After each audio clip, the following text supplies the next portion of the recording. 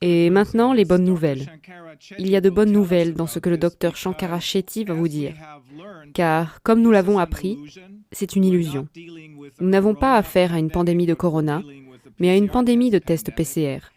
Et il existe des moyens de traiter ce virus, qui, comme les chiffres le montrent, n'est pas plus dangereux que la grippe ordinaire.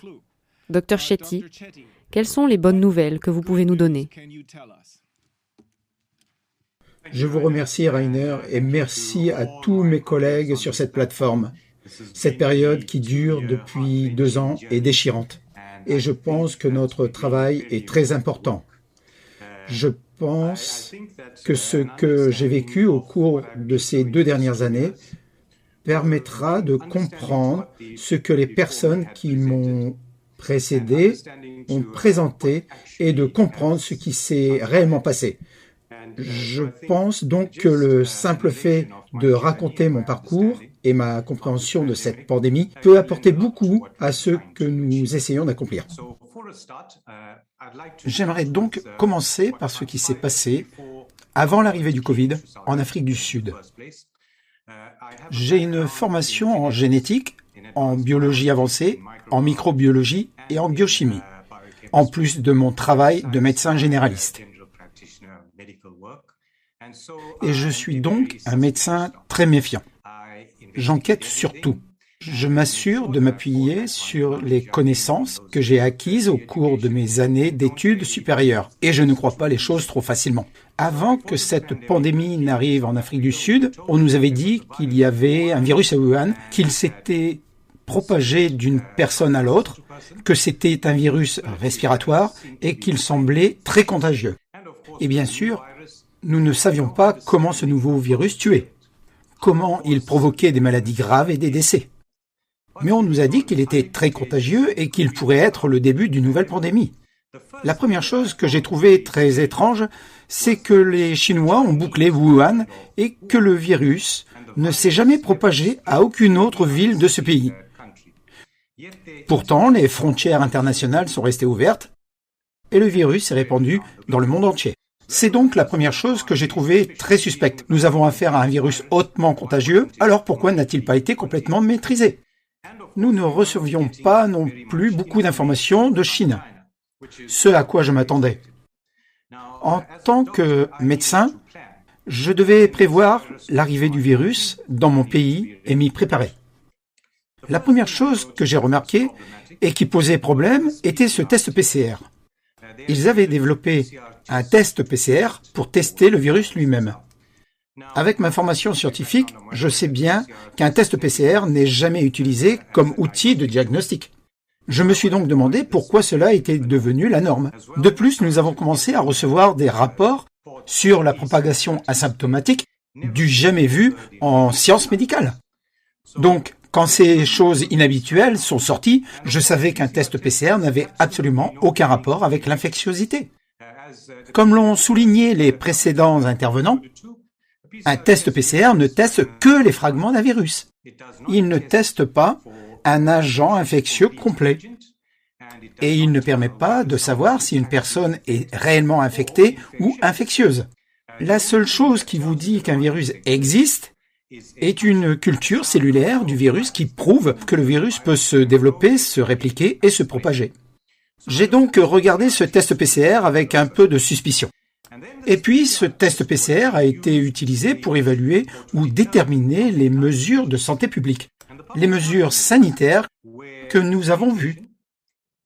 Et nous recevions des rapports indiquant que ce virus vivait sur des surfaces pendant 5, 10 ou 15 jours sur différents types de matériaux. Et cela n'avait aucun sens. Les virus ne vivent pas aussi longtemps. Ils ont besoin d'un hôte pour se répliquer et se propager. Et il n'y a absolument aucune preuve scientifique de virus vivants sur des surfaces pendant une telle durée. J'ai donc commencé à beaucoup me méfier de ce genre d'informations. Et puis le masque est arrivé et je me suis aussi méfié. En tant que médecin, je sais que le masque a des limites. Et la science nous dit qu'un masque ne nous empêchera jamais de contracter un virus respiratoire. C'est comme si on mettait une clôture autour de sa maison en pensant être protégé des moustiques. La science ne tient pas la route. J'ai donc commencé à examiner toutes les preuves. Et puis, bien sûr, ils ont pensé aux mesures d'isolement. Et ils voulaient que les gens soient isolés pendant 14 jours. J'ai analysé cela et j'ai pensé, vous voulez que les gens s'isolent pendant 14 jours, mais vous n'avez pas vraiment établi la durée de vie de la maladie virale. 14 jours, c'est une mesure arbitraire. J'avais donc besoin de comprendre pourquoi ils avaient choisi 14 jours et pas autre chose. Je me suis donc posé des questions. De plus, avec mes études en génétique, j'étais au courant de la recherche sur les gains-de-fonction effectués à l'époque. Je connaissais la virologie et bien sûr la guerre génétique, la manipulation des virus. J'étais au courant des recherches menées au laboratoire de Wuhan sur les coronavirus et sur la protéine Spike bien avant la création du Covid. Je savais donc que nous avions affaire au coronavirus et il semblait très étrange et suspect qu'une pandémie éclate après ces recherches en cours sur le coronavirus. J'avais donc de bonnes raisons de penser qu'il s'agissait d'une fuite de laboratoire. En allant un peu plus loin, il aurait pu s'agir d'un virus fabriqué. C'est donc quelque chose que j'avais à l'esprit dès le début de cette pandémie. Et puis les éléments inhabituels, le test PCR, la propagation asymptomatique, les mesures sanitaires, les confinements, l'isolement, tout ce genre de choses n'avaient aucun fondement scientifique pour moi. J'avais face à moi une population terrifiée, à qui l'on avait dit de ne pas chercher à se faire soigner. On leur avait dit de ne pas aller voir leur médecin. Et nous, en tant que médecins, on nous a dit de ne pas traiter, qu'il n'y avait pas de traitement pour ça, et que nous devions faire simplement de la télémédecine. Et si l'état d'un patient se détériorait, on l'envoyait à l'hôpital. Je ne suis pas le genre de personne à capituler aussi facilement. Donc, avec les connaissances que j'avais, j'ai décidé de vérifier tout ça. Nous avions besoin d'informations sur cette maladie. Et sans ces informations sur la pathologie de cette maladie, nous ne pourrions jamais résoudre le problème. Je savais qu'une fois le virus arrivé en Italie, j'obtiendrais des informations sur ses symptômes. Et les éléments qui sont ressortis étaient inhabituels. Ils m'ont permis de poser un diagnostic sans avoir à utiliser de tests PCR, car en tant que médecin, nous devons diagnostiquer les maladies en fonction des symptômes. Les symptômes propres à une maladie vous indiquent que vous avez affaire à ce type de maladie. Les symptômes que j'ai trouvés inhabituels étaient la perte d'odorat et de goût, ce qui ne se produit pas habituellement avec les virus respiratoires. Et bien sûr, l'essoufflement dont souffraient les patients. Cet essoufflement apparaissait très soudainement et nécessitait une ventilation très rapide. La dyspnée et la perte d'odorat et de goût sont donc devenus mon outil de diagnostic pour confirmer si un patient était infecté par le coronavirus ou non. Et j'ai observé, j'avais besoin d'une panoplie thérapeutique pour me préparer à ça. Nous avions affaire à un virus respiratoire. Et donc, le premier médicament qui m'est venu à l'esprit était l'hydroxychloroquine. L'hydroxychloroquine ou le Plaquenil est bien connu. On l'utilise depuis des décennies et elle a des effets antiviraux à large spectre. Donc, si je devais chercher un produit capable de freiner la propagation des virus, ce serait mon traitement de base. L'hydroxychloroquine a été utilisée pour de nombreuses autres maladies, comme le traitement de la polyarthrite rhumatoïde du poignet. Je savais donc que j'avais affaire à un médicament très sûr que je pouvais éthiquement donner à mes patients en évaluant son efficacité. J'ai donc décidé de me procurer de l'hydroxychloroquine. Mais très vite, The Lancet a publié un article sur la toxicité de l'hydroxychloroquine et ses effets secondaires sur le cœur. Et j'ai pensé que c'était absurde. Je traite des patients avec l'hydroxychloroquine depuis des années, en leur donnant parfois des doses plus élevées et je n'ai jamais eu d'effets secondaires avec ce produit. J'ai donc adopté ce médicament connu depuis longtemps, car j'ai confiance en leur efficacité et sécurité à long terme. J'ai acheté autant d'hydroxychloroquine que possible et, 2 jours après, le président du gouvernement sud-africain l'a retiré des rayons. Heureusement, j'en avais un stock et je l'avais préparé pour mes patients.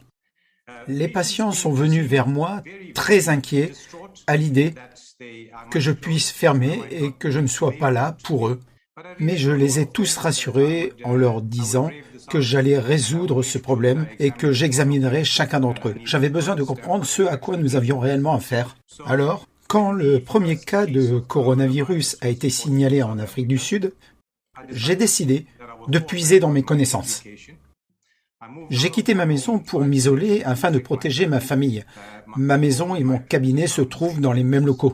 J'ai monté une tente, une vraie tente sanitaire, à l'extérieur de mon cabinet, sur le parking, car pour moi, l'aération et la lumière du soleil étaient les meilleurs moyens de me protéger de ce virus. Je savais que si je me désinfectais les mains et que je ne me touchais pas le visage, je serais raisonnablement bien protégé. Et je pourrais ainsi voir tous les patients. C'était mon plan initial pour cette pandémie.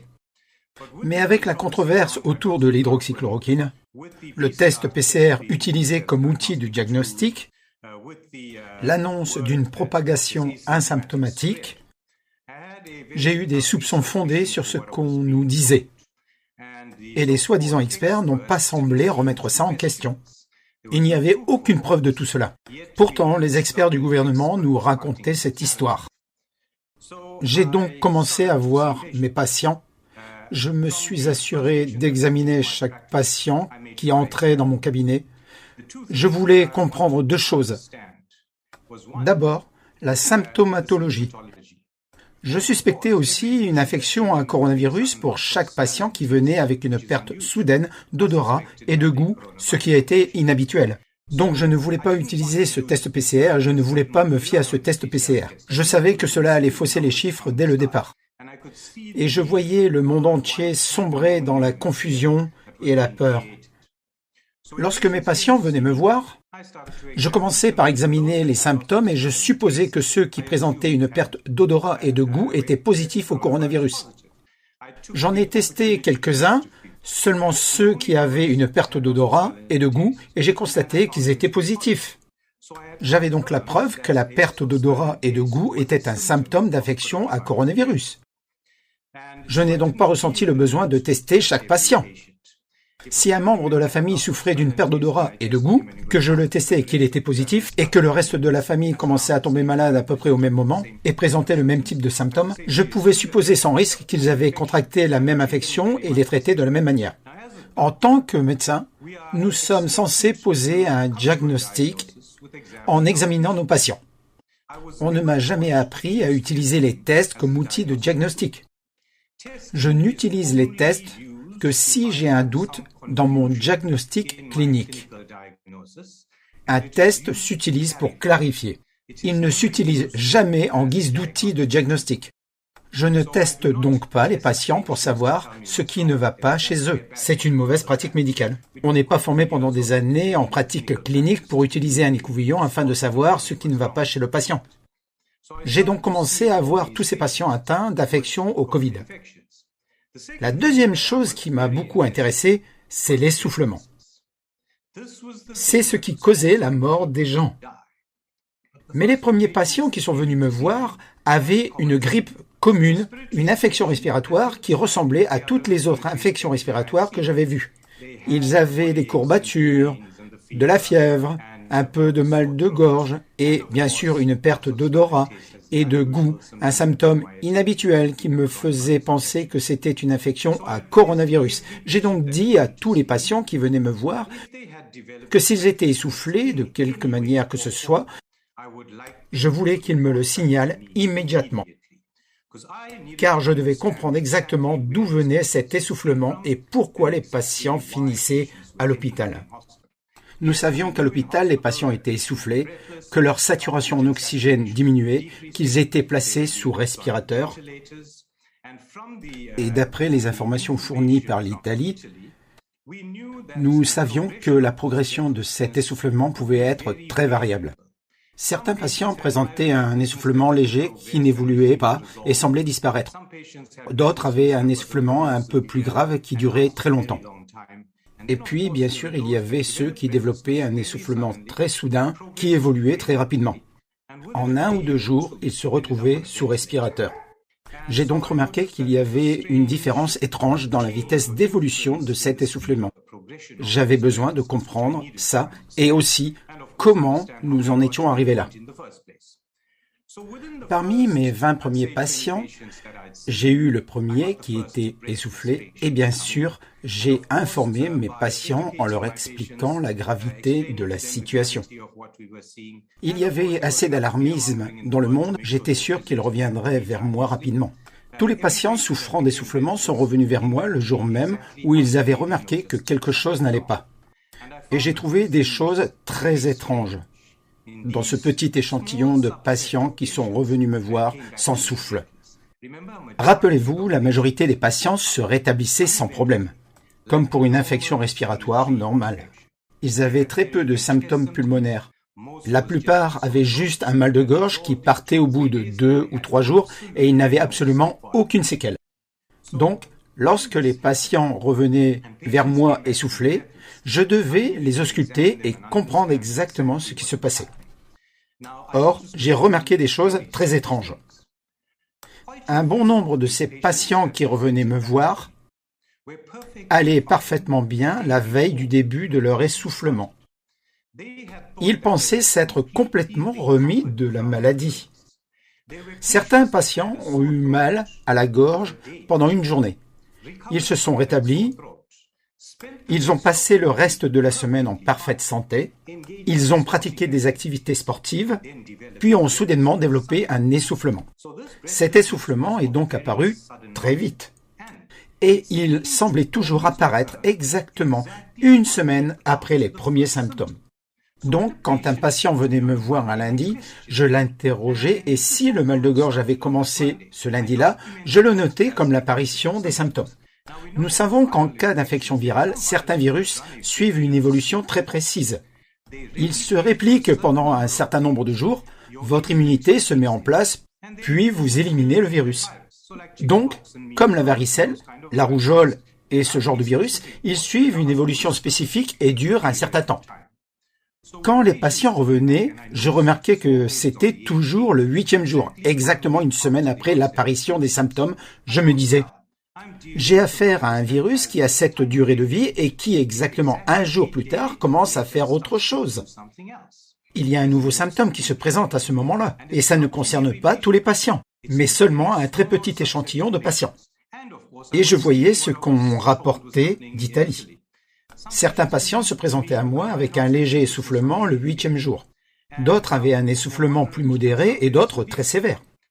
L'hydroxychloroquine faisait partie de ma panoplie de soins. Et je la réservais aux patients qui, dans les premiers jours, avaient ce que je pensais être une charge virale plus élevée. Je donnais donc de l'hydroxychloroquine à ceux qui avaient de fortes douleurs, courbatures et fièvre, et je voyais qu'en 1 ou 2 jours, je réussissais à faire tomber la fièvre et à les mettre sur la voie de la guérison. Tous les patients que j'ai vus dans cette première phase ont montré des signes de guérison au 5e ou 6e jour. Certains au bout d'un jour ou 2. Mais la majorité au 5e ou 6e jour avaient des signes d'amélioration. Ils avaient retrouvé l'appétit. Ils se sentaient beaucoup mieux. Toutefois, cela n'influençait en rien ce qui pouvait se passer au 8e jour. Alors, quand j'ai remarqué que les gens revenaient le 8e jour avec de nouveaux symptômes, j'ai commencé à informer ma communauté de cette étrange différence que j'observais. J'ai donc interrogé chaque patient qui venait me voir. J'ai demandé le jour précis où ils avaient remarqué qu'ils ne se sentaient pas bien. J'utilisais ce jour pour déterminer le 8e jour et je les informais de tout nouveau symptôme survenant le 8e jour pour qu'ils reviennent me voir à temps. Deuxièmement, je savais de l'Italie qu'on avait affaire à une maladie qui répondait aux stéroïdes. Et en tant que médecin, nous savons que nous ne devrions pas utiliser de stéroïdes dans une infection. Il faut les utiliser très prudemment, car ils suppriment votre immunité et vous empêchent de développer une réponse immunitaire solide face à une infection. Et si vous supprimez l'immunité, vous courez le risque de laisser cette infection se propager sans contrôle. Je devais donc choisir un moment précis de la maladie où il serait pertinent d'utiliser des stéroïdes. Il était évident qu'une détérioration se produisait au 8e jour. C'est donc à ce moment-là que les stéroïdes étaient appropriés. Grâce aux patients montrant des signes de guérison avant, J'étais presque sûr que notre immunité réussissait d'une manière ou d'une autre à atteindre le système nerveux central et à le contrôler. J'ai donc rapidement mis les patients sous stéroïdes quand ils revenaient au 8e jour avec essoufflement. Et au 3e ou 4e jour de stéroïdes, ils ont tous montré de bons signes de rétablissement. En tant que médecin, c'est la rapidité de la guérison qui m'indique que quelque chose fonctionne. Je ne suppose pas qu'un comprimé de paracétamol a fonctionné si votre mal de tête met 5 jours à disparaître, par exemple. La vitesse de guérison me donne une indication sur l'efficacité de mon traitement. Et l'efficacité de mon traitement et la vitesse de guérison me donnent une indication du mécanisme sous-jacent de cette maladie. Donc si je traite la mauvaise chose, je n'obtiendrai pas cette vitesse de guérison.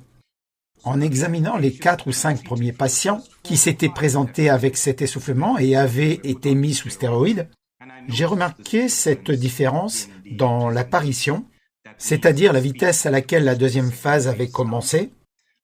Je me suis appuyé sur ma compréhension de la pathologie et j'ai essayé de comprendre pourquoi nous avions cette variabilité. La première partie de la maladie n'avait aucun rapport avec la seconde. Le fait d'être gravement malade au cours des 5 premiers jours n'avait aucune incidence sur l'éventuelle détérioration de la santé au 8e jour. Car j'ai vu des patients gravement malades au cours des 5 premiers jours se rétablir et n'avoir aucune séquelle. Et j'ai eu des patients dont la maladie était très légère et qui, au 8e jour, déclenchaient une maladie très grave. Donc je savais que j'avais affaire à une maladie non linéaire qui marchait par phase. Et les 2 phases n'avaient aucun lien entre elles. J'avais donc affaire à 2 pathologies. Je devais cerner la deuxième pathologie. J'avais eu des patients qui étaient diabétiques, hypertendus avec beaucoup de comorbidités et qui n'avaient jamais connu la deuxième phase de cette maladie. Et j'avais eu des patients qui étaient en parfaite santé, sans comorbidité et qui avaient eu la deuxième phase de la maladie. Il ne semblait donc pas y avoir de lien avec une quelconque prédisposition de santé. Donc en observant la pathologie, vous devez essayer de comprendre ce à quoi vous avez affaire, observer les faits qui sont devant vous et ce qui a du sens. Et la seule chose qui avait du sens pour moi, c'était que ces personnes, le 8e jour, avaient une sorte de réaction allergique à quelque chose. Il fallait découvrir de quelle réaction allergique il s'agissait. La majorité des gens ne sont pas allergiques à certaines choses et n'ont aucune réaction après une piqûre d'abeille, par exemple. D'autres sont légèrement allergiques, d'autres modérément et d'autres sévèrement allergiques. Et donc voilà la différence en matière de vitesse d'apparition et de sévérité. Bien sûr, si vous êtes allergique à une piqûre d'abeille, vous ressentirez une légère démangeaison au niveau de la piqûre. Et au bout de quelques jours, l'allergie guérira spontanément et semblera partir d'elle-même. Cependant, si vous êtes plus modérément allergique, cette piqûre peut provoquer une éruption cutanée sur tout le corps. Et si je ne la traite pas, il faudra beaucoup de temps pour que cette éruption disparaisse. Même si elle ne mettra jamais votre vie en danger. Et puis enfin, si vous êtes très allergique aux piqûres d'abeilles et que je ne vous traite pas dans un délai d'1 jour ou 2, vous allez subir de graves lésions organiques et vous retrouver en soins intensifs et probablement en mourir. Je me suis donc dit que si j'avais affaire à ce type de pathologie, une réaction d'hypersensibilité induite de type 1, alors un essai thérapeutique s'imposait. Un essai thérapeutique est quelque chose que chaque médecin fait avec presque tous ses patients. Quand un patient vient me voir, j'ai une idée de diagnostic. Puis je lui donne des médicaments en fonction du diagnostic, ce qui est un essai thérapeutique. Et si le médicament que je lui donne est bénéfique et que son état s'améliore, alors cela confirme mon diagnostic et je ne dois rien faire d'autre. Je n'ai pas besoin de leur faire passer un test pour prouver que j'avais raison. Ils se rétablissent complètement. Le fait d'avoir compris que j'avais affaire à une réaction d'hypersensibilité de type 1 m'a donc poussé à améliorer et à affiner la panoplie thérapeutique que j'utilisais. À ce moment-là, c'était uniquement de l'hydroxychloroquine, un traitement symptomatique et bien sûr un stéroïde à partir du 8e jour. Le 6e patient qui est venu me voir était une femme de 40 ans qui avait développé un essoufflement le jour même, alors que comme beaucoup d'autres, elle allait parfaitement bien la veille. C'était en fait son 8e jour de maladie et sa saturation avait chuté à 80% en un seul jour. La veille, elle allait bien. Étant diabétique, hypertendu et obèse, j'étais un peu inquiet. Je savais que je devais lui donner des stéroïdes, mais j'avais affaire à une patiente gravement malade. Je me suis donc dit que s'il s'agissait d'une réaction allergique, quelques autres médicaments seraient pertinents et que je devais les ajouter, les tester et surveiller la vitesse de guérison. La première chose que j'ai ajoutée à son traitement a donc été la prométhazine. La promethazine est un médicament et un antihistaminique d'ancienne génération qui est utilisé pour traiter les réactions allergiques graves. C'est un médicament essentiel, approuvé par l'OMS, que chaque médecin devrait avoir dans sa trousse d'urgence. Donc quand un patient vient me voir pour une piqûre d'abeille, rien de tel qu'un stéroïde et de la promethazine. J'ai donc ajouté une dose de promethazine à son traitement. Pour être prudent, je lui ai donné une dose pour enfants de 10 mg. Normalement, on utilise 25 mg chez les adultes 3 ou 4 fois par jour. Je lui ai donné un comprimé de 10 mg à prendre 3 fois par jour. C'était juste pour un jour, celui où elle est venue me voir. Et j'ai demandé à mon équipe de la contacter le lendemain pour examiner sa vitesse de guérison et lui demander si elle voyait une amélioration. Le lendemain, quand nous l'avons contactée, elle était occupée à faire la vaisselle et elle allait parfaitement bien. L'essoufflement avait complètement disparu. Mais je lui avais donné une seule dose et je m'attendais à une rechute. Je lui ai conseillé d'être prudente car je m'attendais à ce que l'essoufflement réapparaisse. Si c'était une allergie, nous devions inhiber ça un certain temps. Et bien sûr, dès le lendemain, elle était de nouveau essoufflée. Je lui ai redonné l'antihistaminique et elle s'est remise rapidement. C'est à ce moment-là que j'ai compris que j'avais affaire à un déclencheur allergique grave.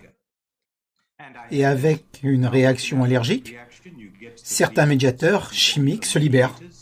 L'histamine, les leucotriènes, les prostaglandines, les prostacyclines et les facteurs d'activation des plaquettes.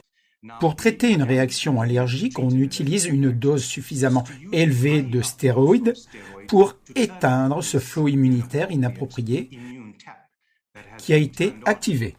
La deuxième chose à faire est d'éliminer tous les médiateurs qui se sont déjà répandus. Et c'est là qu'il faut agir vite. Plus vous laissez traîner, plus les médiateurs sont nombreux et les dégâts importants. Et pour éliminer ces médiateurs, l'histamine est traitée par des antihistaminiques, les leucotriènes par du montelukast, l'activation des plaquettes par des anticoagulants ou de l'aspirine. Quant aux prostaglandines et aux prostacyclines, ce sont deux types de médiateurs qui sont bénéfiques et qui n'ont donc pas besoin d'être traités. J'ai donc ajouté le montelukast et l'aspirine à mon protocole très tôt. Et cela a été ma façon de traiter. J'étais au courant de l'inflammation, de la tempête de cytokines, des accidents thrombotiques qui étaient observés chez les patients. Cependant, j'étais d'avis qu'il s'agissait d'une hypersensibilité déclenchée par une sorte de débris viraux le 8e jour, et que ce déclencheur d'hypersensibilité, s'il n'était pas contrôlé, conduirait à une hyperinflammation comme nous l'avons vu dans les hôpitaux. Et si cette hyperinflammation provoquant une tempête de cytokines n'était pas traitée de manière appropriée, elle entraînerait une thrombose et donc la formation de caillots. Cela a été ma façon de traiter tout au long de la pandémie. La première chose que j'ai trouvée très étrange avec ce type de traitement, c'est que l'OMS avait recommandé d'isoler les patients pendant 14 jours.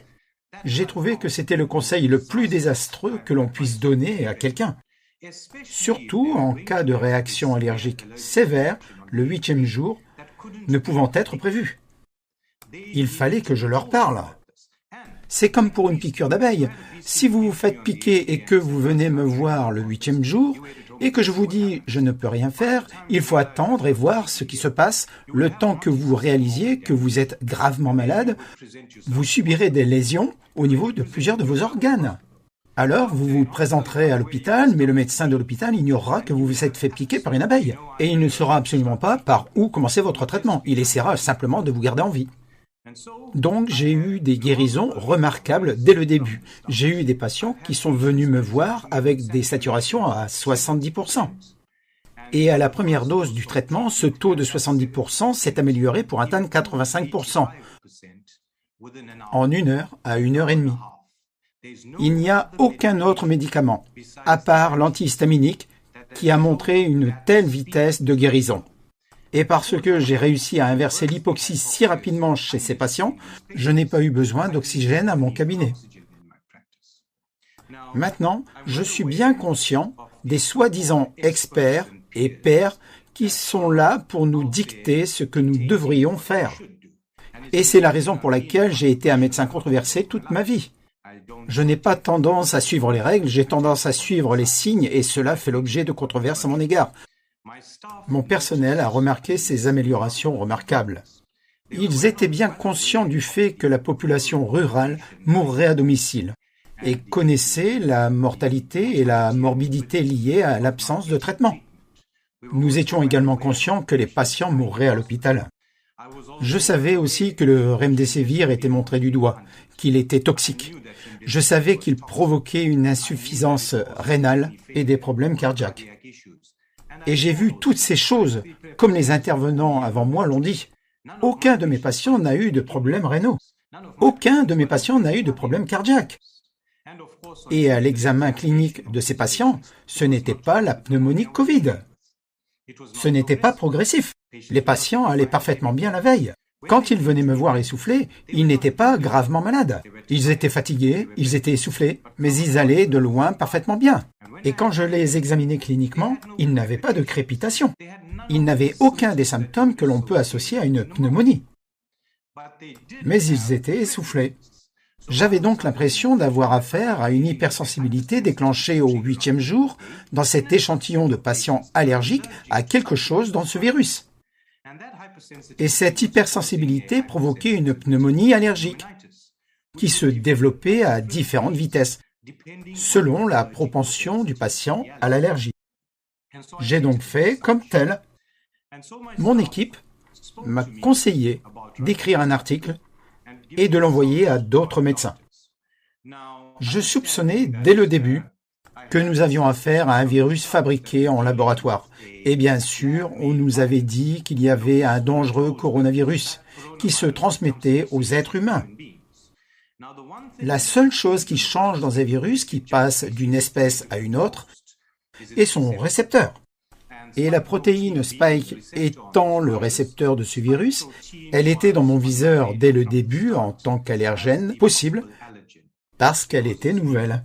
Nous avons été exposés à des coronavirus avant ça et nous n'avons jamais vu ce type d'allergie pathologique.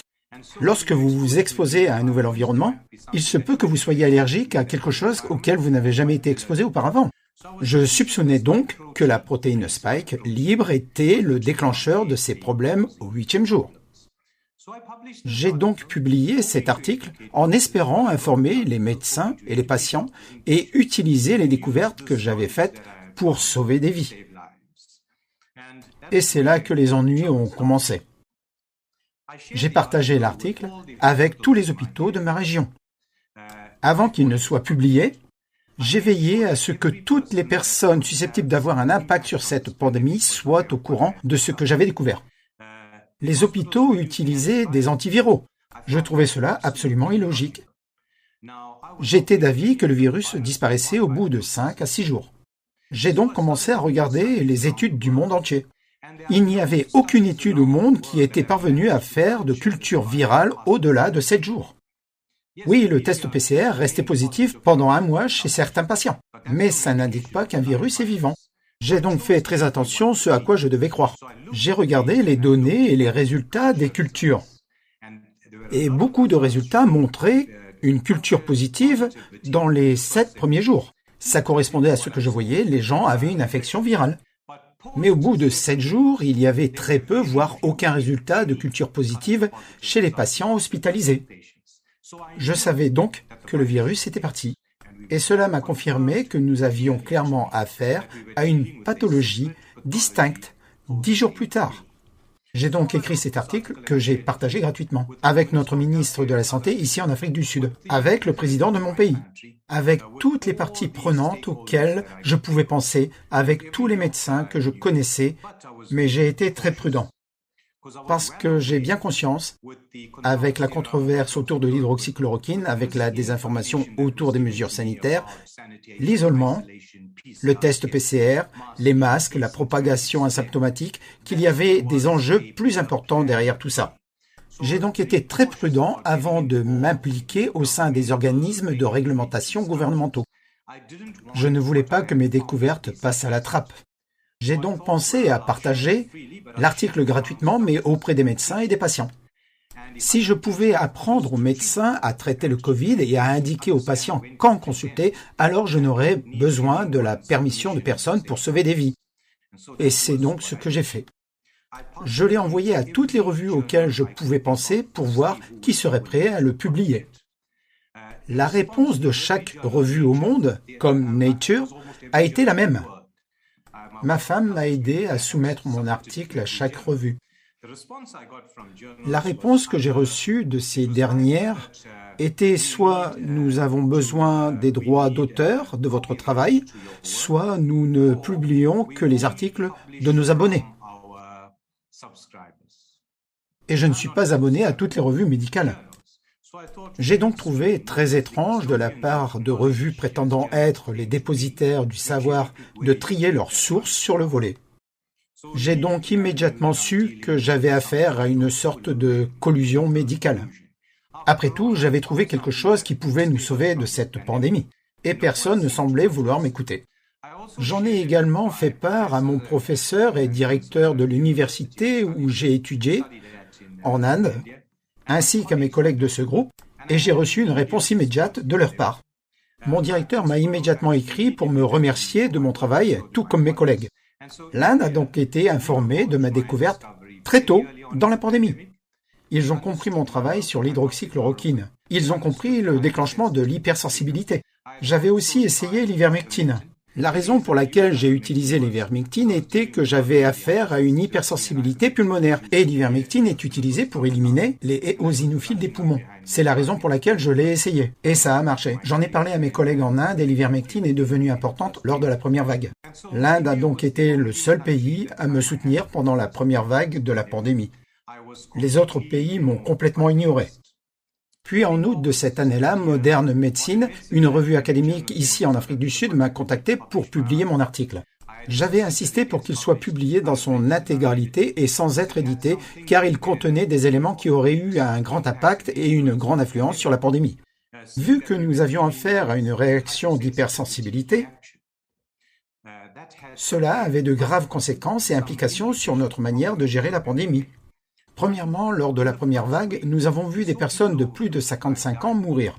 N'oubliez pas que tous les décès de cette pandémie sont dus à la deuxième partie de la maladie et non à la première. Et la deuxième partie est une réaction allergique.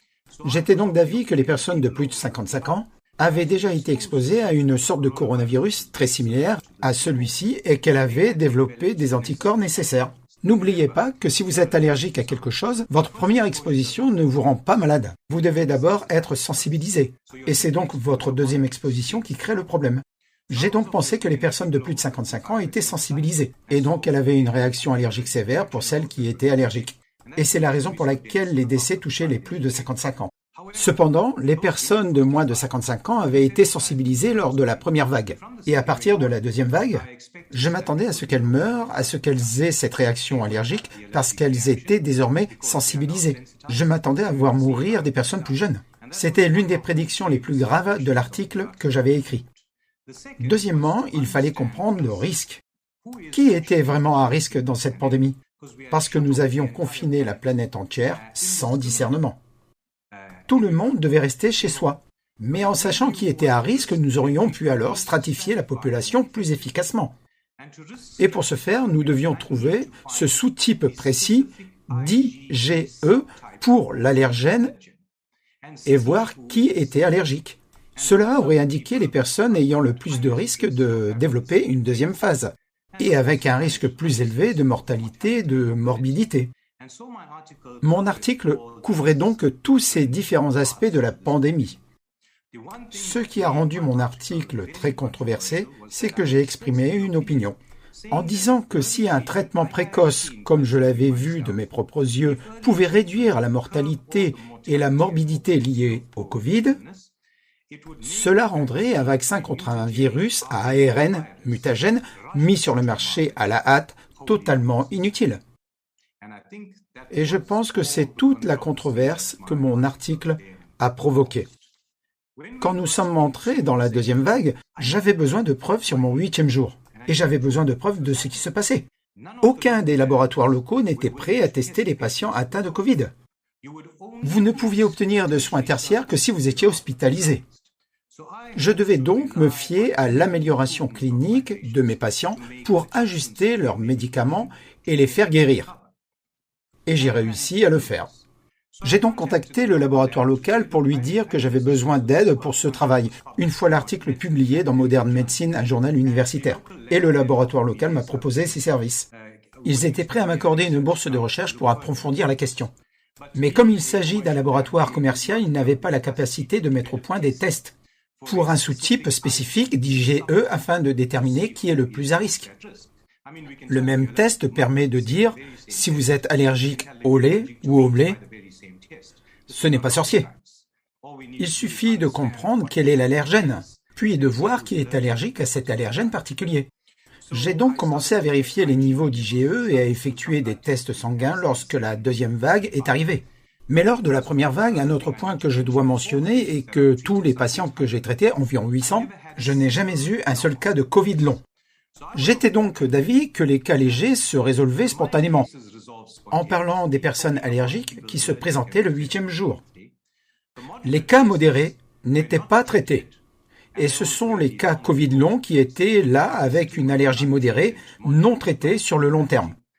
Et bien sûr, ces cas très sévères nécessitaient un traitement rapide et agressif. Sinon, ils finissaient sous respirateur. Et bien sûr, le diagnostic d'hypersensibilité pulmonaire, plutôt que celui de pneumonie Covid, peut donner une mauvaise image du respirateur. C'est vraiment le mauvais moyen de traiter une pneumonie d'hypersensibilité. J'étais donc d'avis que le monde avait mal diagnostiqué la pandémie en la qualifiant de pneumonie Covid plutôt que de pneumonie d'hypersensibilité. Et toute la mortalité et la morbidité résidaient dans la deuxième partie causée par analogie, pas à cause du virus. Lors de la deuxième vague, nous avons eu le variant sud-africain. Bon, juste pour que je sois d'accord sur le taux plus tard. À la première vague, nous avons eu principalement des patients noirs. Je n'ai pas eu un seul patient indien. Pas un seul de couleur, ni de patients blancs dans la première semaine. Ils étaient tous noirs. J'ai supposé que c'était dû à leur incapacité à s'isoler. Ils vivent en communauté, très proches les uns des autres, et je pensais que c'était pour cette raison que je voyais la maladie se répandre dans cette communauté. Cependant, la seconde semaine, nous avons eu ce que nous avons appelé le fameux variant sud-africain. Et en regardant la génétique autour de ce variant, la seule chose qui avait vraiment changé était la protéine spike. La mutation a causé le changement de la protéine spike. Et lorsque nous avons reçu des cas, j'ai dû à nouveau examiner les symptômes et la pathologie pour comprendre ce qui se passait. Et c'est bien sûr très étrange que seule la protéine spike est mutée, sans que rien d'autre ne change dans le virus. Ce n'est pas ainsi que les mutations se produisent naturellement. Cela a donc renforcé ma compréhension que j'avais affaire à un virus fabriqué en laboratoire. Et quand vous regardez la manipulation génétique, en plus de l'ingénierie du virus, vous pouvez également modifier les mutations qui se produisent tous les cycles, de sorte que vous pouvez modifier la mutagénicité du virus. Ainsi, à la deuxième vague, nous avons eu le variant sud-africain avec la nouvelle protéine spike. Sur le plan des symptômes, nous avions un virus plus contagieux. Il s'est propagé très rapidement dans les familles, dans les communautés et bien sûr, c'est lié à la modification de la protéine spike qui a eu une plus grande affinité pour une source. Bien sûr, sur la symptomatologie a changé, je voyais beaucoup plus de symptômes gastro-intestinaux et je ne voyais pas de symptômes respiratoires. Les patients présentaient un très léger mal de gorge qui disparaissait en un jour, mais ils avaient de la diarrhée, des brûlures d'estomac, des reflux, beaucoup de symptômes gastro-intestinaux et cela m'a dit que le changement dans la protéine spike avait donné une affinité pour les récepteurs. ACE de l'intestin, encore une fois, un changement dans la protéine spike, un changement dans l'affinité pour le récepteur. Et puis le 8e jour est resté pareil. Les patients, les sous-ensembles subsidiaires de patients qui se détérioraient le 8e jour, mais cette détérioration avait changé. Les patients dont l'état se détériorait le 8e jour présentaient des symptômes gastro-intestinaux, une réapparition des symptômes gastro-intestinaux. Je savais donc que le 8e jour, c'était à nouveau une réaction allergique. Elle ne se déclenchait pas dans les poumons comme à la première vague, mais dans les intestins. Et cette progression conduisait à une hyperinflammation, à une coagulation et finalement à un essoufflement. Je voyais donc à nouveau un essoufflement, mais plus le 8e jour. Il y avait par contre une aggravation des symptômes gastro-intestinaux, mais l'essoufflement mettait 2 ou 3 jours de plus à se développer. Et ça, c'est l'allergie qui progresse. J'ai traité ces patients à peu près de la même manière, en les repérant le 8e jour, en les traitant rapidement et agressivement, et tous les cas se sont résolus. Mais ce qui a attiré mon attention ou a confirmé ce que je pensais à la deuxième vague, je soupçonnais que la protéine Spike était le coupable, car au 8e jour de la deuxième vague, je voyais des réactions allergiques bien plus graves qui nécessitaient une intervention beaucoup plus agressive pour la juguler. Une fois de plus, la rapidité de la guérison était la mesure de ce que je devais faire. La dose de stéroïdes, qui avait fonctionné pendant la première semaine, prenait beaucoup plus de temps pour agir à la deuxième vague et devait être augmentée, car plus le robinet restait ouvert, plus les problèmes s'aggravaient. Ainsi, lors de la deuxième vague, j'ai utilisé une dose beaucoup plus élevée de stéroïdes, mais le reste de mon traitement est resté pratiquement le même. Et bien sûr, cela impliquait la protéine Spike. C'était à la fin de 2020, pendant la deuxième vague, au moment où les vaccins allaient être distribués dans le monde.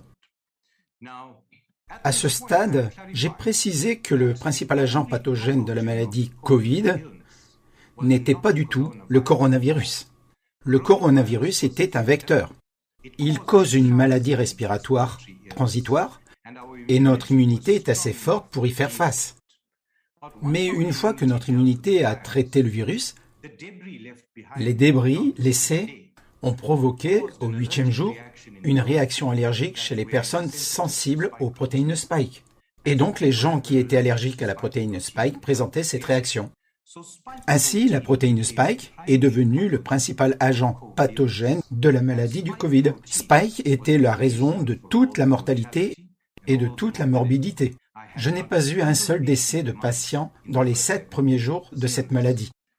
La Spike était donc maintenant clairement l'agent pathogène auquel j'avais affaire. Et bien sûr, étant un agent pathogène, il causait une allergie. Les vaccins qui étaient développés à l'époque, les vaccins ARN messagers, étaient tous conçus pour amener votre corps à fabriquer la protéine Spike. Or, la protéine Spike étant l'agent pathogène primaire de la maladie du Covid, c'était jouer à un jeu dangereux. Nous aurions pu choisir bien d'autres parties de ce virus qui étaient plus stables, qui auraient pu être utilisées pour fabriquer un vaccin. Pour une raison quelconque, on a choisi la protéine Spike. J'espérais donc que mon travail attirerait l'attention sur le danger d'utiliser la Spike pour fabriquer un vaccin. J'ai porté cela à l'attention des gens, mais encore une fois, j'ai été ignoré. Je savais donc qu'il y avait une autre motivation en jeu. En sachant cela, que l'on ne stopperait pas les vaccins, mes recherches, ma compréhension et mes efforts se sont concentrés sur la protéine Spike, sans être distrait par le virus. J'ai essayé de comprendre ce qu'elle provoquait dans le corps humain. Rappelez-vous, lorsque vous avez une infection à coronavirus et que vous êtes exposé à la protéine Spike libre au 8e jour, il s'agit d'une dose courte de protéine Spike. Elle ne vous fera du mal que si vous y êtes allergique. Mais si vous ne l'êtes pas, votre corps l'éliminera. Par contre, si on vous administre un vaccin qui amène votre corps à mélanger la protéine, vous serez alors exposé à la protéine Spike pendant une période prolongée. Et donc, non seulement la protéine Spike a maintenant un potentiel allergène, mais elle aura à présent aussi un effet biologique sur votre corps. Pour mettre cela en perspective, un médicament comme la pénicilline, son effet biologique sur votre corps est que c'est un antibiotique. Mais pour qu'il y ait cet effet biologique, vous devez prendre le traitement complet. Cela dit, si je donnais une seule dose de pénicilline à chaque personne sur cette planète, elle n'aurait pas cet effet biologique d'antibiotique. Mais si je donnais à chaque personne sur Terre juste une dose de pénicilline et que je les privais de soins médicaux pendant 14 jours, chaque personne gravement allergique à la pénicilline mourrait d'une réaction allergique. C'est ce qui s'est passé avec l'infection Covid.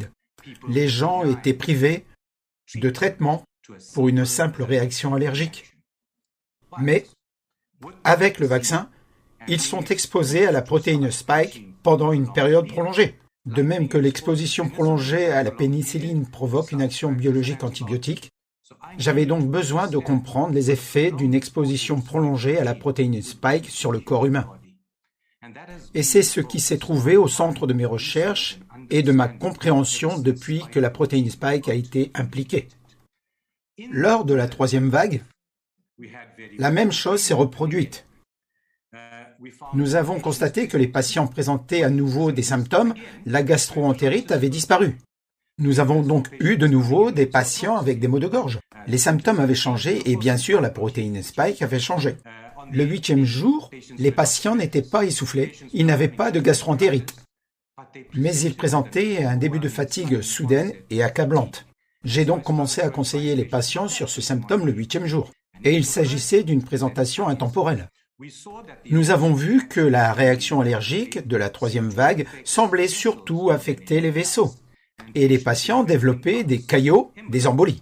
Et cela semblait en être le déclencheur. Il nous semblait avoir à nouveau une réaction allergique le 8e jour, mais concentrée sur le système circulatoire. Et donc, encore une fois, le même traitement a été mis en place avec les mêmes résultats. Tous les patients arrivés le 8e jour avec un sentiment de fatigue accablante ont commencé à suivre le protocole de traitement pour réaction allergique sévère et ils se sont tous améliorés rapidement. Tout cela a été confirmé maintenant que j'avais accès aux 3 derniers résultats en mesurant les valeurs d'Interlink 6, les CRP et les dédimères. J'ai pu clairement montrer l'augmentation exponentielle de ces valeurs à partir du 8e jour chez les patients qui présentaient des symptômes, ainsi que le retour à la normale une fois que je les avais traités. Et le retour à la normale ne prenait pas de temps. Tous mes patients se sont presque complètement rétablis en une semaine, quelle que soit la gravité des symptômes. J'ai eu des patients qui sont arrivés en ambulance avec des saturations à 40% sous oxygène, sous perfusion. Et en une semaine, je les ai traités à domicile avec une saturation de 98% à l'air ambiant. Et l'inversion intemporelle de l'hypoxie annule le besoin d'oxygène supplémentaire. Donc, à la troisième vague, j'ai réalisé que le changement de la protéine spike changeait le système qui était affecté par l'allergie. Et bien sûr, j'ai remarqué autre chose d'inhabituel. Dans la deuxième vague, c'était surtout les patients d'origine indienne qui venaient me voir. Il n'y avait pas de patients noirs dans la seconde vague. Ils étaient tous d'origine indienne. Puis, dans la troisième vague, il y avait très peu de patients noirs ou d'origine indienne. C'était surtout la population blanche et la population musulmane qui étaient touchées par cette vague. J'ai trouvé cela très étrange, car j'avais supposé que la population noire avait été touchée lors de la première vague en raison de sa situation sociale. Puis j'ai regardé le monde qui m'entoure, et j'ai constaté que la même chose s'était produite en Amérique. La première vague a surtout touché la population afro-américaine. La deuxième vague a ravagé l'Inde, et je n'ai eu aucun patient indien ici en Afrique du Sud. Et puis, lors de la troisième vague, elle a touché la population caucasienne dans son ensemble et l'ensemble de la population musulmane. Cela a donc attiré mon attention sur quelque chose de bien plus sinistre. Je savais que j'avais affaire à un virus fabriqué. Je supposais qu'il s'agissait d'une fuite de laboratoire, mais j'avais aussi dans un coin de ma tête l'idée que cela aurait pu être planifié. Et si vous aviez un virus, des variants différents, qui semblaient affecter différents systèmes, une propension pour différents systèmes respiratoires pour le premier variant, gastro-intestinaux pour le deuxième et circulatoires pour le troisième, avec une prédisposition pour certaines ethnies. C'est un très mauvais signe, parce que si c'était planifié, alors c'est un préambule au nettoyage ethnique. C'est une compréhension de la façon d'affecter différents systèmes et de la façon d'affecter différents groupes de population avec des mutations fabriquées dans un virus. J'ai donc su à ce moment-là que j'avais probablement affaire à une arme biologique. Mes recherches se sont toutes dirigées dans cette direction. J'ai poussé les recherches à arrêter de regarder le virus et à commencer à regarder la protéine spike. Et nous devions comprendre ce qu'elle provoquait parce que je savais que Pfizer et ses semblables allaient exposer la planète entière à cet agent biologique. Nous avons alors commencé à examiner le Covid long, les dommages suite au vaccin. Avec le Covid long, quand j'ai commencé à avoir des patients atteints de Covid long, j'ai commencé à tester les niveaux d'IgE pour essayer de prouver que j'avais affaire à une hypersensibilité et chacun d'entre eux avait des niveaux élevés. Et cela m'a confirmé que nous avions affaire à une hypersensibilité. Par la suite, Kenneth Day et Marcos Sanchez ont publié un article sur la létalité du Covid, en spéculant que les décès étaient dus à une pneumonie d'hypersensibilité et non à une pneumonie Covid. Je l'ai prouvé cliniquement. Récemment, un article publié en Chine sur l'utilisation des stéroïdes, mais aussi sur les sous-types spécifiques d'IgE pour la protéine Spike, ce qui signifie que je veux chercher ceux qui sont allergiques à la protéine Spike. Et ils ont trouvé une corrélation directe entre la gravité de la maladie et le niveau d'IgG spécifique à la protéine Spike.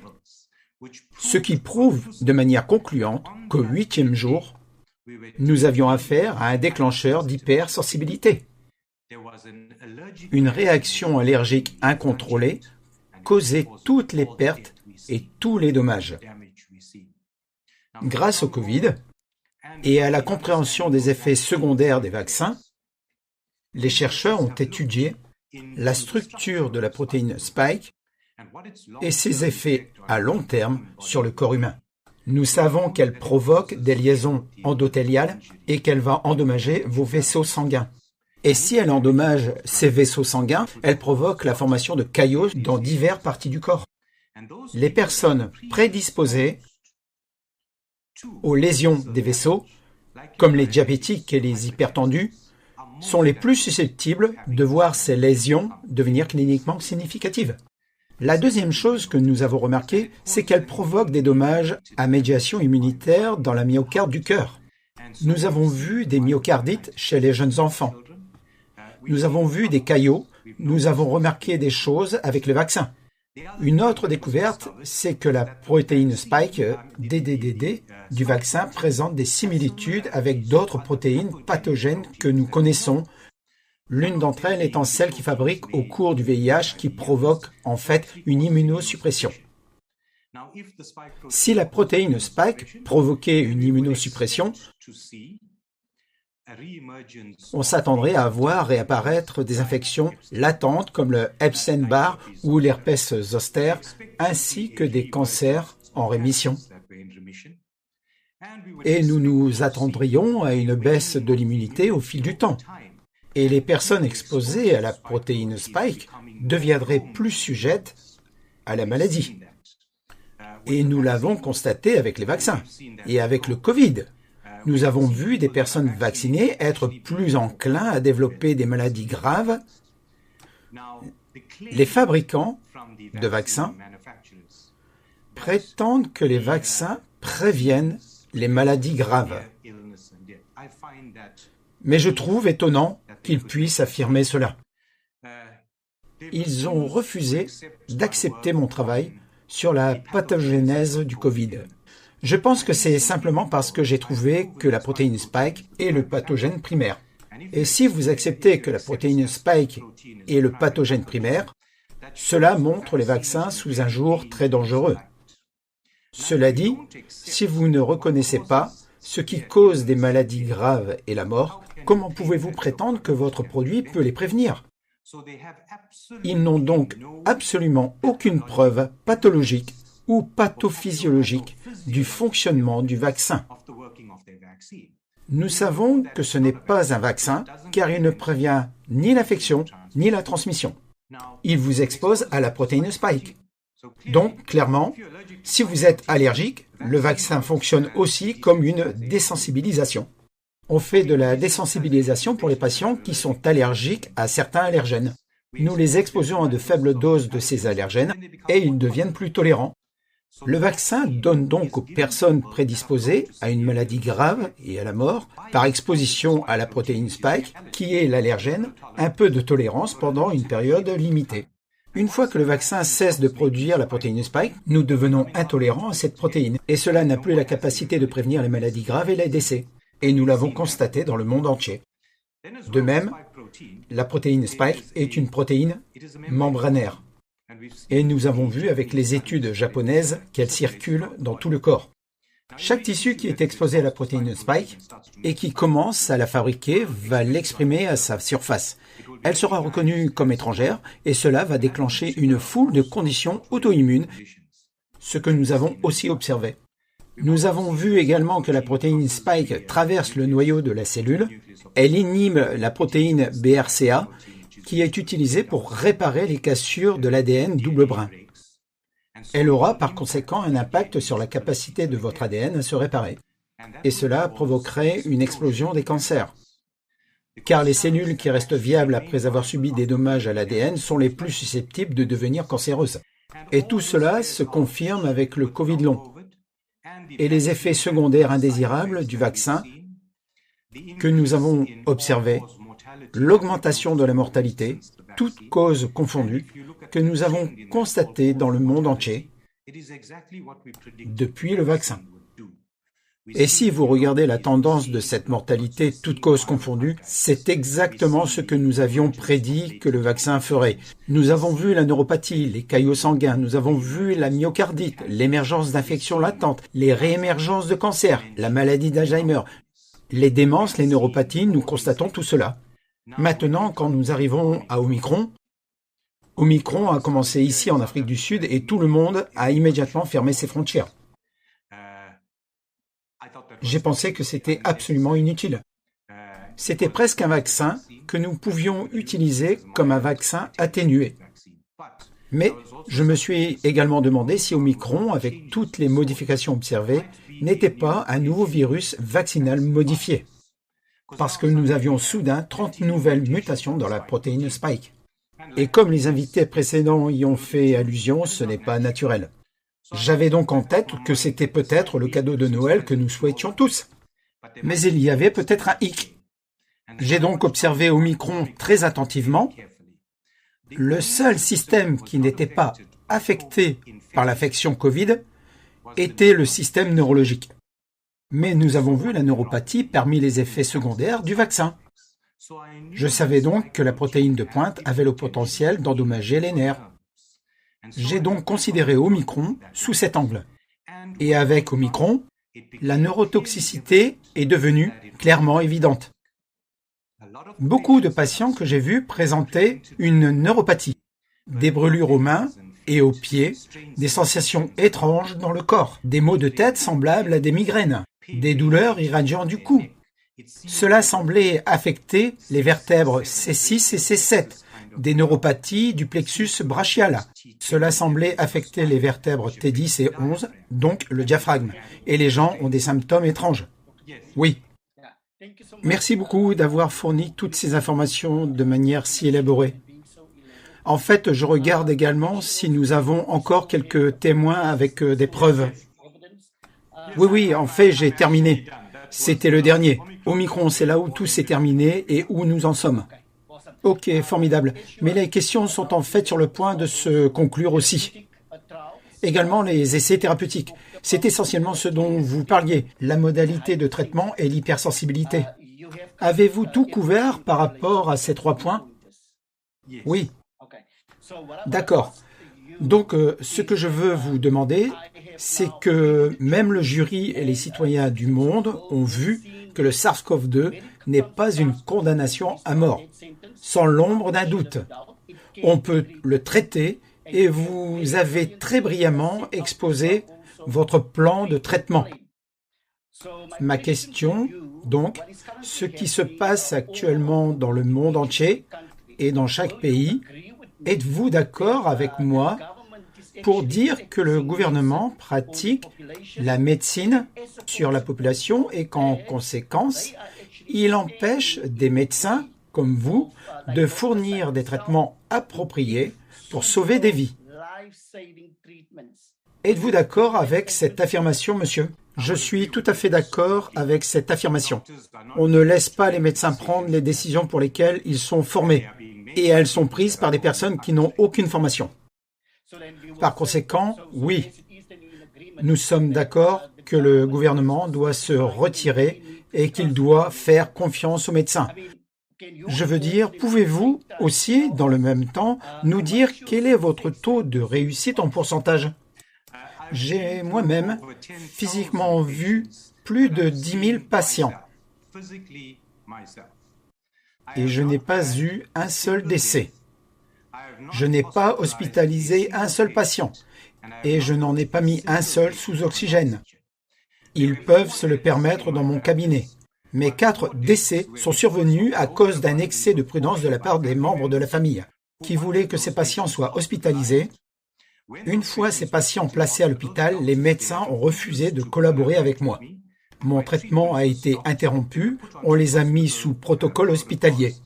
Et ce sont les 4 seuls décès que j'ai eus dans ma pratique. Alors vous avez déclaré qu'en ce qui concerne votre plan pour les patients, le taux de réussite est de 100%. Je le dirai sans l'ombre d'un doute. Et des médecins du monde entier, formés avec le même protocole, ont traité avec exactement le même succès. Merci beaucoup, docteur. Oui, merci beaucoup, Shankara. C'est la bonne nouvelle de la fin de la journée, pour ainsi dire. J'espère que ça va nous éclairer sur ce qui se passe autour de nous et sur le plan qui nous attend, qu'il y a plus qu'il n'y paraît. Je suis d'accord. Maintenant, puisqu'il est très tard, est-ce qu'il y a des commentaires que vous, Mike, ou vous, Thomas, ou vous, Sonia, aimeriez ajouter à cela? Est-ce que cela change l'une des opinions exprimées précédemment? Ou est-ce que cela confirme ce que vous avez établi?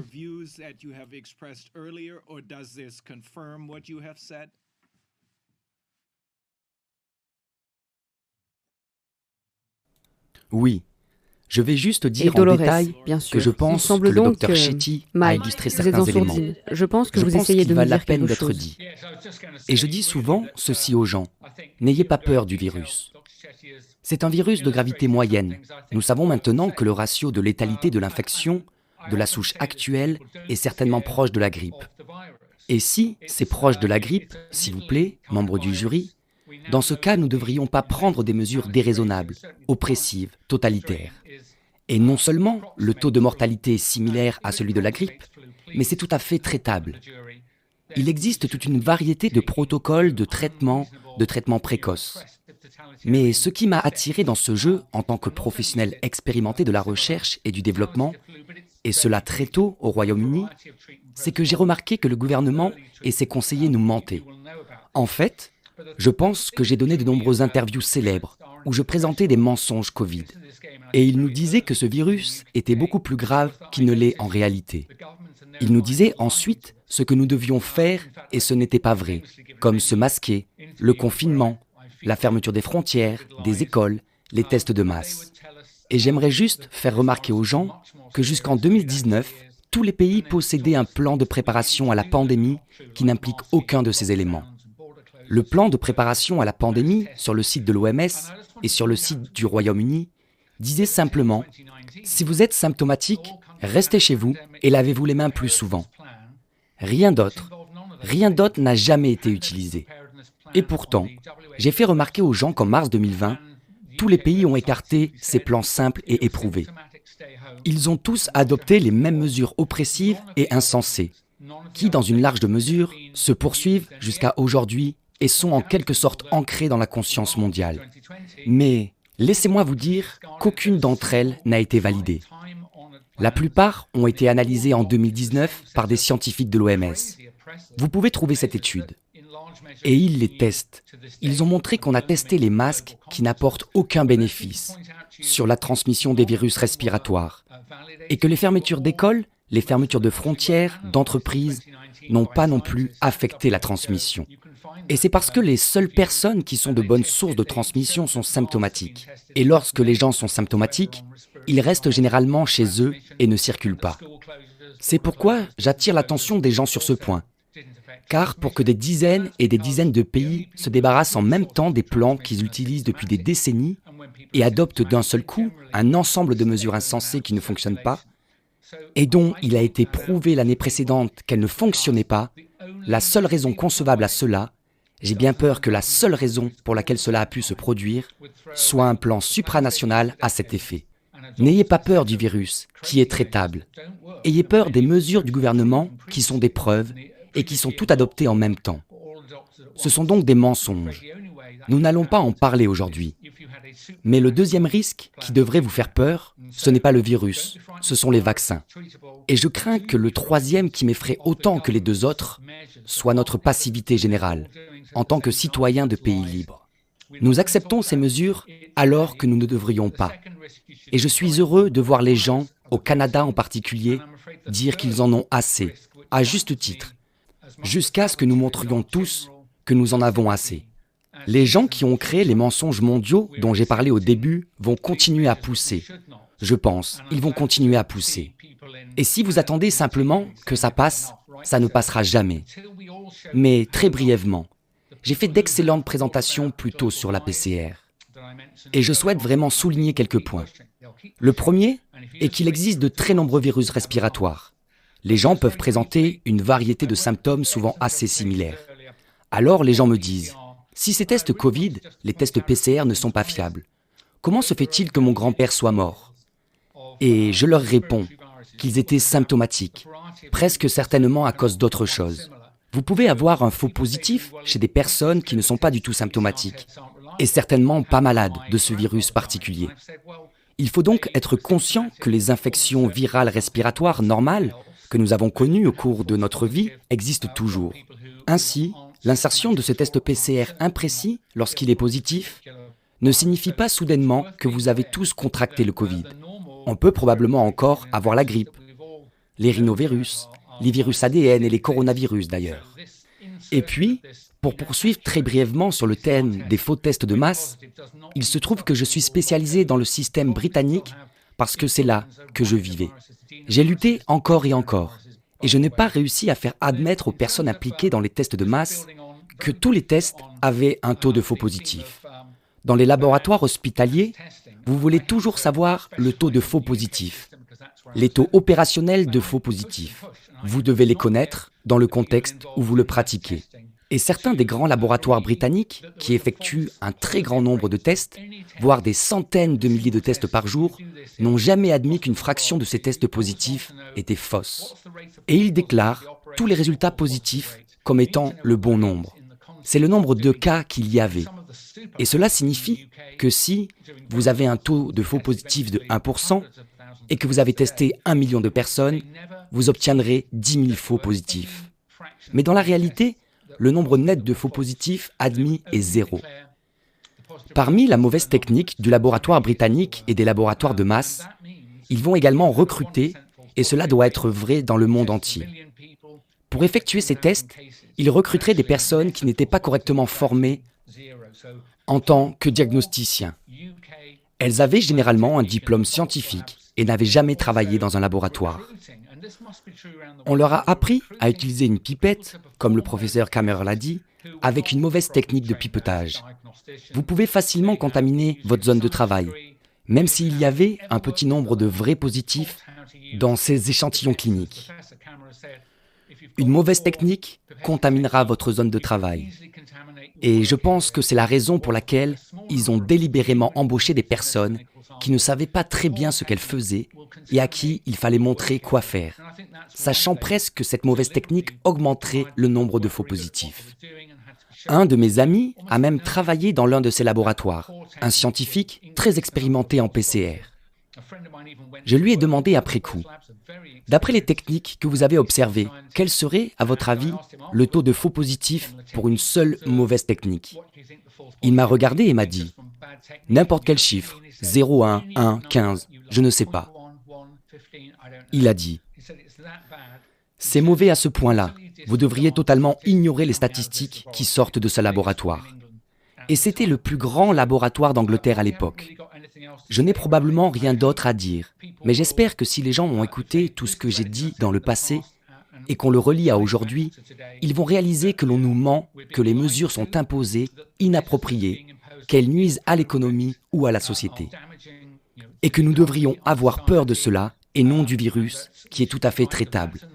Parce que si nous ne finissions pas par, pacifiquement, mais en masse, par nous soulever et rejeter ce régime oppressif, je pense que nous ne retrouverons jamais notre liberté. Merci. Merci à vous, Mike. Je pense que cela aura un grand impact sur beaucoup de gens. Comme c'est le jury du peuple, nous pensons que cela aura un impact dans le sens où ils commenceront à se soulever. Parce que cela semble être la seule solution à ce à quoi nous sommes confrontés actuellement. Après tout ce que j'ai entendu aujourd'hui, nous devons faire appel au peuple, au jury du peuple, pour arrêter cela. Maintenant, comme il est déjà très tard, je vais vous demander, Thomas, de garder votre conclusion pour après la séance de vaccination, parce que c'est une autre chose importante. Et après cela, je pense que cela aura encore plus de sens que ce soir, de résumer ce dont nous sommes témoins, en fonction de ce que nous avons entendu ce soir en particulier.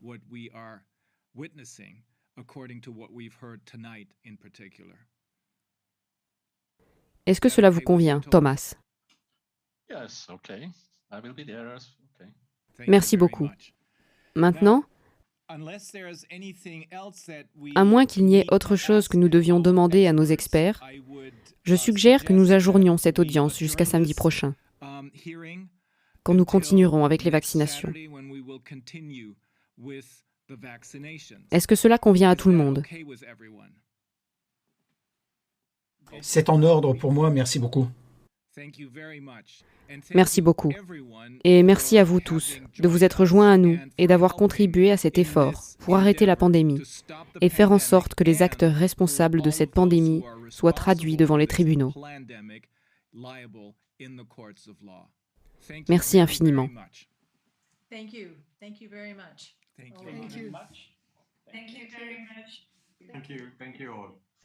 Merci. Nous nous verrons tous samedi prochain. Merci, Dolores. Merci beaucoup. Au revoir.